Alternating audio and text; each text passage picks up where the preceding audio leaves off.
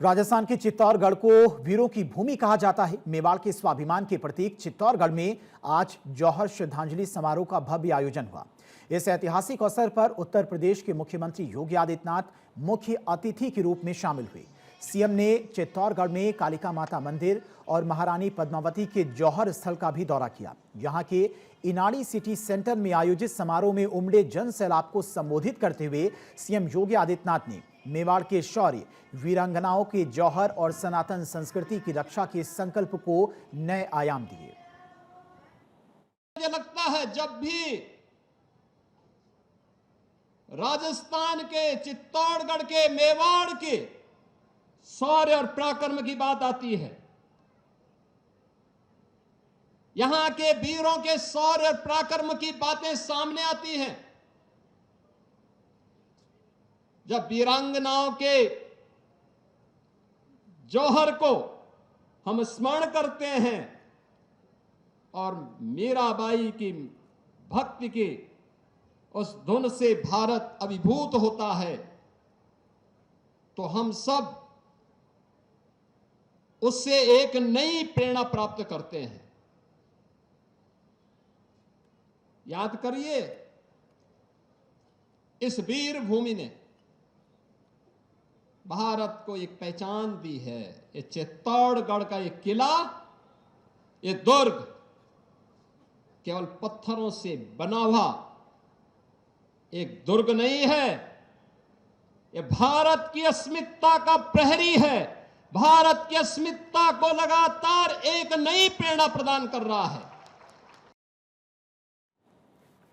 CM योगी ने जौहर श्रद्धांजलि समारोह को भारतीय नारी के शौर्य और स्वाभिमान का सम्मान बताया। अपने संबोधन में उन्होंने कहा कि उत्तर प्रदेश में हम जो कुछ भी कर पा रहे हैं, उसकी प्रेरणा राजस्थान के मेवाड़ से मिली है। महिलाओं की सुरक्षा के लिए जो कार्य किए गए, वो चित्तौड़गढ़ की इस पवित्र धरती से मिली प्रेरणा से ही संभव हो पाए। उन्होंने कहा कि मेरे दादा गुरु की जन्मभूमि भी यही है। इस मौके पर सीएम योगी ने महारानी पद्मिनी, महाराणा रतन सिंह, गोरा बादल की वीर गाथा को याद करते हुए कई अहम बातें भी कही। मेरा मानना है कि भारत की अमर गाथा है, जो नारी अस्मिता, नारी सम्मान और नारी स्वावलंबन का एक नई प्रेरणा हम सबको प्रदान कर रहा है। हम लोग आज उत्तर प्रदेश में अगर कुछ कर पा रहे हैं तो तेज इसी राजस्थान का तेज है, यही चित्तौड़गढ़ का तेज है। आज उत्तर प्रदेश में जो परिवर्तन दिखता है वह प्रधानमंत्री मोदी जी के मार्गदर्शन में, उसके पीछे राजस्थान की इस वीर भूमि का भी योगदान है। इस समारोह में केंद्रीय मंत्री गजेंद्र सिंह शेखावत भी शामिल हुए। केंद्रीय मंत्री ने कहा कि मेवाड़ की ये धरती वीरता की है। मेवाड़ की इस पुण्य जमीन पर जिन माताओं ने जौहर किया, ये जमीन दुनिया के प्रमुख तीर्थों में से एक है। राज्य मंत्री राज्यवर्धन सिंह राठौड़ भी इस समारोह में मौजूद रहे।